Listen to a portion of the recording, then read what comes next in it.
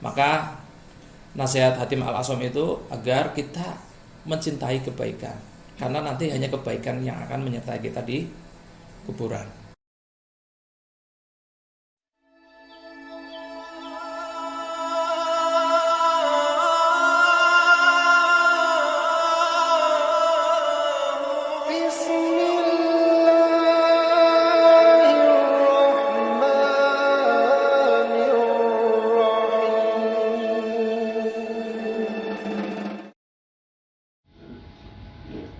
Bismillahirrahmanirrahim. Assalamualaikum warahmatullahi wabarakatuh.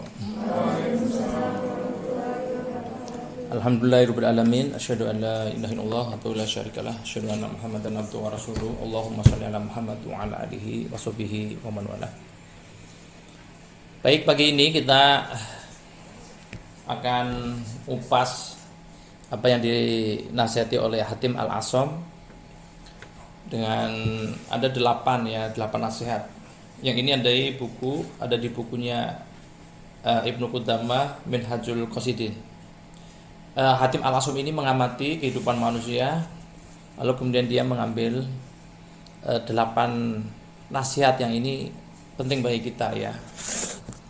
Apa nasihat yang pertama? Yang pertama, aku mengamati manusia, ternyata setiap orang ada yang dicintainya. Iya, benar nggak? Dengan ada sesuatu yang dicintai ya. Namun jika dia sudah dibawa ke kuburan, toh dia harus berpisah dengan sesuatu yang dicintainya.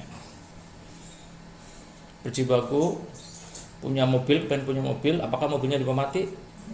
Ya, sama. Anak mungkin ya, anak yang dicintai atau pasangan yang dicintai, apakah mereka mau menemani di kubur? Nggak ada ya. Lalu kemudian Hatim Al-Asam mengingatkan, maka aku jadikan yang aku cintai adalah kebaikanku, agar kebaikan itu tetap menyertaiku di kuburan. Jadi harta nggak akan dibawa mati, anak, istri, keluarga juga nggak mau nemenin. Lalu kemudian apa lagi? Pangkat, jabatan itu juga nggak bisa ya. Nah, nanti yang menemani kita adalah amal soleh atau kebaikan. Maka nasihat Hatim Al-Asam itu agar kita mencintai kebaikan, karena nanti hanya kebaikan yang akan menyertai kita di kuburan. Di kubur nanti hanya ada satu teman, namanya teman yang merupakan gambaran kebaikan kita. Tapi kalau yang yang kita lakukan dunia itu adalah keburukan, maka teman kita nanti itu sesuatu yang menjengkelkan. Sudah susah disempitin kuburnya, lalu kemudian temannya buruk lagi begitu. Nauzubillah min zalim. Kemudian yang kedua, menahan diri dari keinginan hawa nafsu. Ini kemarin kita sempat bahas satu ini. Sebisa mungkin aku mengenyahkan hawa nafsu hingga jiwaku menjadi tenang karena taat kepada Allah SWT. Wa amman khafa maqama rabbih wa nahan nafsa 'anil hawa fa innal jannata hiyal ma'wa. Dan adapun orang yang takut kepada kebesaran Tuhannya dan menahan diri dari keinginan hawa nafsunya. Ingat ya. Jadi hawa nafsu itu harus dikendalikan. Hatim Al-Asam itu mengamati banyak orang itu semua keinginan diikutin, semua hawa nafsu itu diikutin. Apa yang terjadi? Nah, ada penyesalan. Maka Hatim Al-Asam mengingatkan, kendalikan hawa nafsunya. Supaya apa? Fa innal jannata hiyal ma'wa. Supaya nanti kembali mendapatkan surga. Kemarin semalam ya saya dikabarin Mbah Yadi ya, kesepuhan di Gemuruh, meninggal. Orangnya dulu tentara, rajin olahraga, meninggal gitu ya. Walaupun sampai tua ya, maksudnya meninggalnya dalam kondisi sudah sepuh gitu ya. Tapi ya ujung-ujungnya meninggal. Artinya semua akan meninggal. Yang ketiga, setiap orang punya sesuatu yang bernilai. Ini Hatim mengamati. Ya, mengamati. Setiap orang punya sesuatu yang bernilai. Bahwa setiap orang punya sesuatu yang bernilai dalam pandangannya, lalu dia pun menjaganya. Nah, coba kita punya sesuatu yang bernilai yang kemudian kita menjaganya. Lalu kemudian Hatim al-Aswam mengamati ada ayat ma indakum yang fadu wa ma indallahi ba. Nah, apa artinya? Semua apa yang di sisi kalian akan lenyap, dan apa yang di sisi Allah adalah kekal. Insyaallah ya. Jadi walaupun kita cinta dengan yang kita milikin, ya, harta benda, keluarga, rumah, pangkat, ya, saya pernah diingetin oleh teman saya, Mas Nurin, yang namanya rezim itu penguasa ya, penguasa. Itu ada masanya. Ada masanya. Ya, kita belajar dari kepemimpinan Soekarno, lalu kemudian Soeharto. Ya, Soeharto itu memimpin Indonesia ini 32 tahun. Apakah dulu mungkin ada Fir'aun, dulu ya semualah ya, pemimpin yang baik, pemimpin yang buruk, semuanya ada masanya, semuanya tidak kekal. Ya, itulah di dunia. Tapi yang di sisi Allah itu kekal, ya, kekal. Nah, setiap kali aku punya sesuatu yang berharga, maka aku segera menyerahkan kepada Allah agar ia kekal di sisinya. Ini nasihat Hatim al-Aswam ini, agar kita yang punya sesuatu itu, yuk kasihkan, titipkan kepada Allah. Misalnya apa, harta, segera sedekahkan. Nah, itu lagi rekam. Ya. Jadi ketika kita sedekahkan itu, kita titipkan kepada Allah, itu yang jadi kekal. Duit yang kita belanjakan untuk dimakan, kekal nggak? Yang kita makan jadi kotoran. Yang uang yang kita belikan untuk beli baju, apakah selamanya? Enggak. Uang yang untuk beli HP ada masanya rusak. Laptop ya semuanya lah, rumah ini akan bisa bertahan? Enggak juga gitu ya. Maka setiap kali aku punya, ini nasihatnya Hatim al-Aswam, setiap kali aku punya sesuatu yang berharga, maka aku segera menyerahkannya kepada Allah SWT. Jangan dihabisin. Ya. Keturunan, harta, kemuliaan dan kedudukan. Kulihat banyak orang kembali kepada harta, keturunan, kemuliaan, kedudukan. Kalau reuni apa yang dibanggakan biasanya? Kamu kerjanya apa? Kamu anaknya berapa? Kamu sekarang jadi apa? Itu kan gitu ya. Kalau reuni itu. Itu yang dibanggakan. Padahal semua ini tidak ada artinya apa-apa. Nah, dasarnya ini. Ya ayuhan nasu inna khalaqnakum min dzakarin wa untha wa ja'alnakum syu'uban wa qabaila lita'arufu. Inna akramakum indallahi atqakum. Hatim al-Aswam mengingatkan bahwa sungguhnya orang yang paling mulia di antara kamu di sisi Allah ialah orang yang paling takwa. Jadi yang mulia di hadapan Allah itu bukan karena hartanya yang banyak, karena keturunannya darah biru, atau karena kedudukannya, pangkatnya, bukan, tapi takwa. Takwa. Mestinya kita bangganya kalau kita ini tadi memiliki derajat takwa. Yang berikutnya, iri dengki. Kulihat manusia sering iri dan dengki. Ya. Ya. Padahal Allah memang sudah di ayat ini, Quran surah Az-Zukhruf ayat 32 ya. Nih. Wa rafa'na ba'dahum fawqa ba'din darajat. Yattakhidha ba'duhum ba'dha sukhriya. Apa maksudnya? Yang meninggikan kami ini Allah ya, telah meninggikan sebagian mereka atas sebagian yang lain, beberapa derajat. Agar sebagian mereka dapat mempergunakan sebagian yang lain. Jadi teman-teman sekalian, ketika ada orang lebih baik, misalnya ya dia punya harta lebih banyak, gitu loh. Karena Allah ngasih mereka itu loh. Allah yang ngasih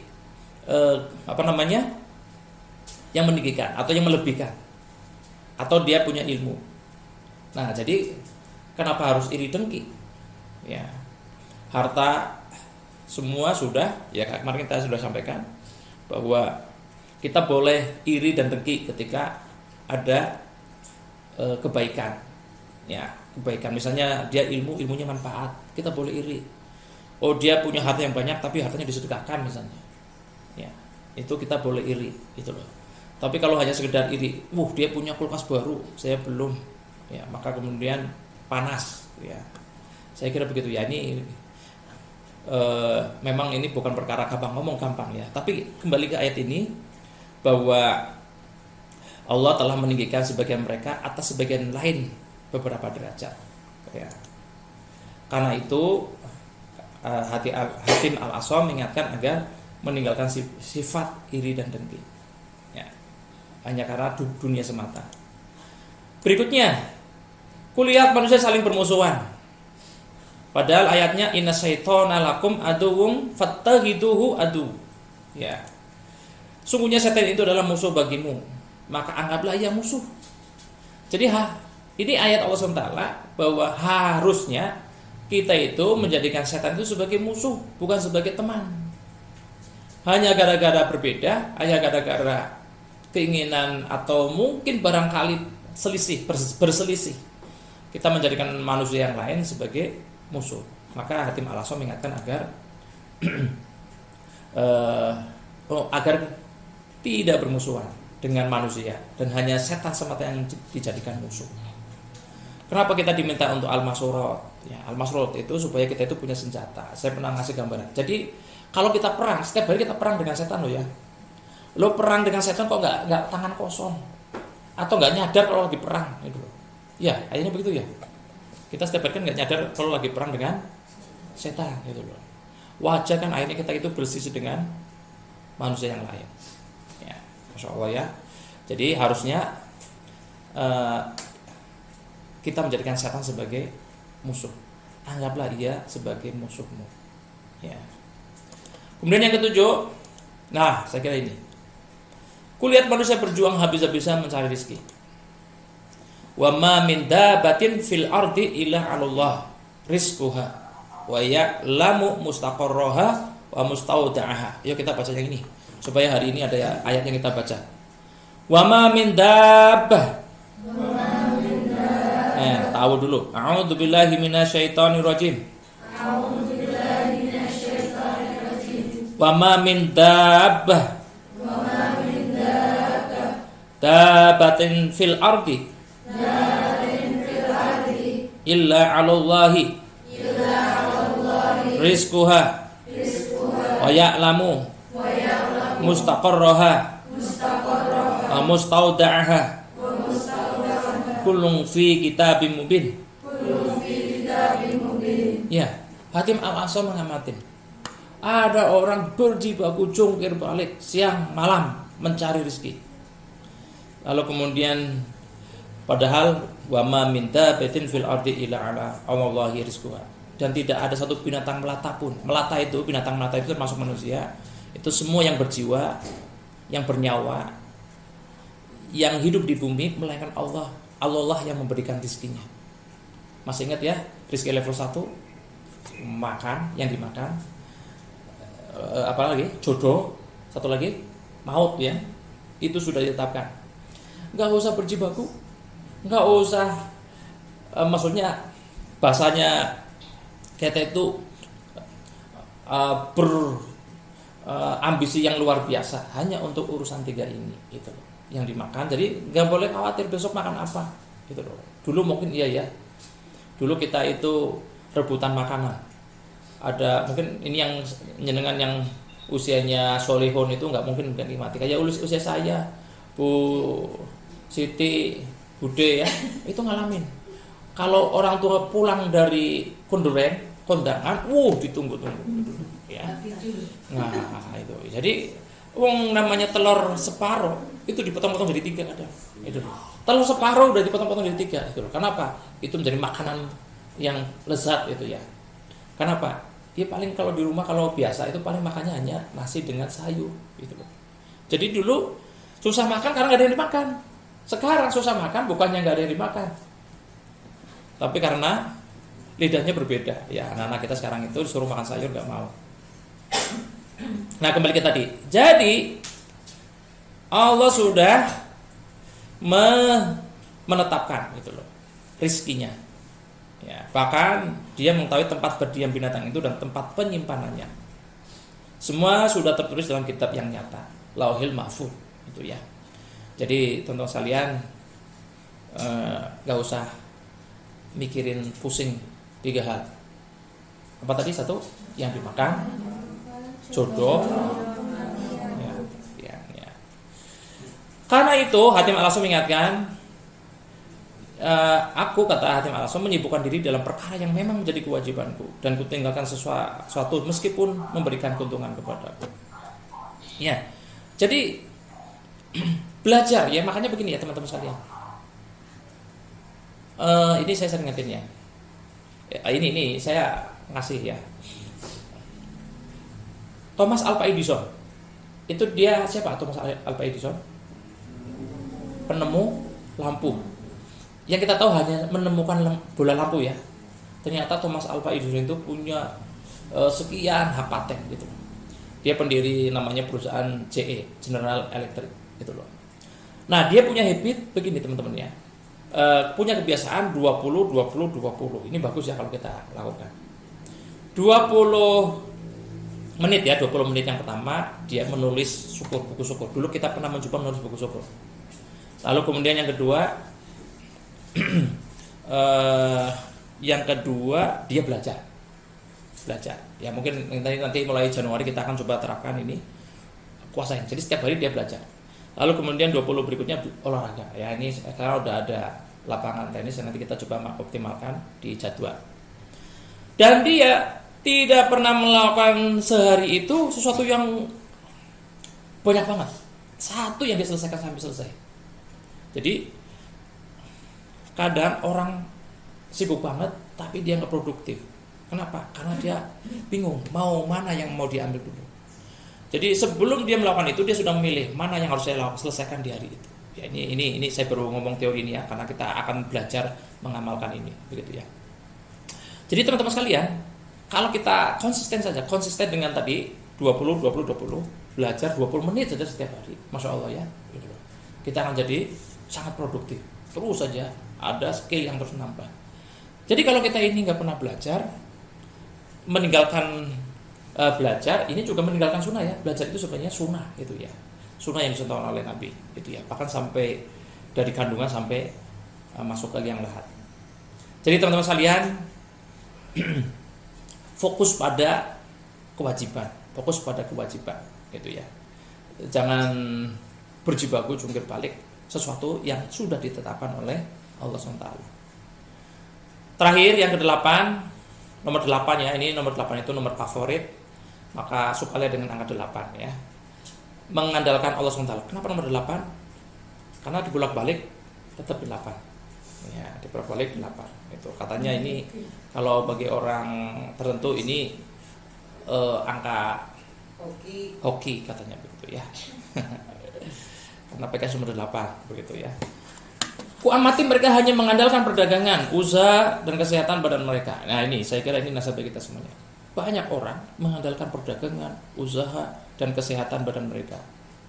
Padahal Allah sudah berfirman, wa yarzuqhu min haitsu la yahtasib, wa may yatawakkal 'ala Allah fa huwa hasbuh.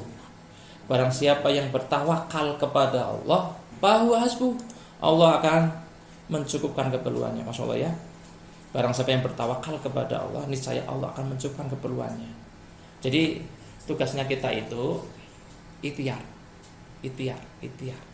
Lalu kemudian kalau sudah berikhtiar, ya Allah aku sudah berikhtiar, hasilnya aku pasrahkan kepadamu ya Allah begitu ya. Jadi ini yang sudah berikhtiar ya, yang sedang iklan, yang sedang bikin konten, yang sudah bikin itu, ya Allah mungkin ya setelah melakukan kerjaan mau diupload itu ya, sudah diupload, bilang ya Allah aku sudah berikhtiar, selebihnya aku pasrahkan kepadamu begitu. Karena itu aku mengandalkan Allah SWT. Ini Hatim Al-Asam dengan bertawakal kepadanya. Jadi tawakal itu pasti kalau sudah berikhtiar lalu kemudian pasrahkan hasilnya. Karena tugas kita itu bukan kerja mengabaikan peran Allah SWT, tapi kita itu tugas kita adalah berikhtiar. Masih ingat ya? Masih ingat tentang rumus hasil? Ya ini saya review lagi. Masya Allah, ini nggak boleh lupa kalau yang begini supaya kita ini ingat terus ya. Hasil sama dengan ikhtiar plus apa? Peran Allah SWT. Jadi ini ingat-ingat rumus ini ya, rumus kehidupan ini. Kalau hasil itu 100%, maka ikhtiar itu hanya maksimal 12%. Nanti bayangin coba kalau lihat angka-angka kayak begini. Ini minimal 88%. Ya, jadi kalau yang namanya ikhtiar itu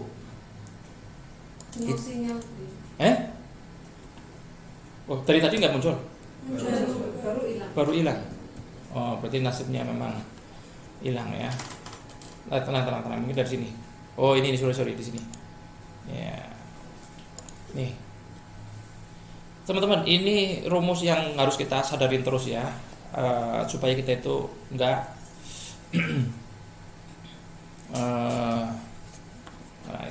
pakainya ini plus. Ya. Supaya apa? Supaya kita itu tidak menuhankan ikhtiar. Supaya kita ini tidak, aku sudah kerja keras, kenapa nasibnya saya begini? Itu loh ya, kan gitu ya. Saya ini udah capek, tapi kok hasilnya biasa-biasa saja. Itu ya, tugas kita adalah ikhtiar. Mungkin ikhtiar kita yang belum benar, ikhtiar kita belum benar, atau mungkin Allah belum ngasih gitu. Tapi sabar, ya, sabar gitu ya. Oke, baik, saya kira begitu ya. Mudah-mudahan Allah bantu kita untuk mengingat tadi nasihat Hatim Al-Asam. Apa tadi yang pertama? Lupa ya. Tapi paling tidak 8 hal ini yang kita sadarin. Yang pertama tadi apa yang pertama? Mengamati manusia. Iya, semua mengamati. Tentang apa tadi? Kebiasaan manusia apa tadi? Mencintai. Iya. Terus kemudian yang kedua apa tadi yang kedua? Yang kedua, ingat yang kedua. Kematian.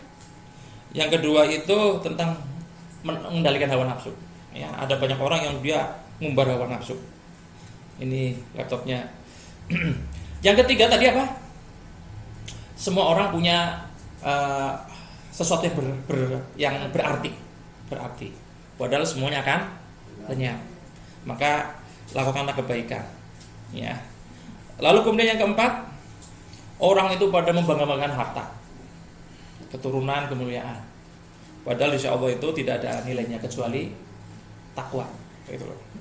Kemudian yang kelima, iri dengki. Banyak orang itu pada iri dengki. Iri dengki terhadap kehidupan dunia. Padahal semuanya sudah ditetapkan. Dan Allah juga ngasih yang namanya kelebihan. Ya. Jadi makanya hindarin iri dengki. Boleh iri dengki terhadap kebaikan. Yang keenam, orang-orang pada bermusuhan. Harusnya kita musuhnya siapa? Setan. Jadikanlah musuh sebagai setan. Sebagai setan sebagai musuh. Oh iya. Setan sebagai musuh begitu ya. Ketujuh, banyak orang berjuang habis-habisan mencari rezeki. Padahal rezeki yang dimakan, yang jodoh, kematian itu sudah ditetapkan. Yang terakhir, orang-orang mengandalkan perdagangan, usaha, kesehatan badan mereka. Padahal ini rumusnya seperti ini ya. Jadi andalkanlah Allah SWT. Makanya kita itu banyak tawakalnya. Ikhtiar kita sudah lakukan, ya Allah aku sudah berikhtiar. Selanjutnya aku serahkan hasilnya kepadamu begitu. Mudah-mudahan Allah bantu kita menjadi orang-orang yang tawakal. Amin ya rabbal alamin. Subhanakallahumma wa bihamdika asyhadu an la ilaha illa anta astaghfiruka wa atubu ilaik. Assalamualaikum warahmatullahi wabarakatuh.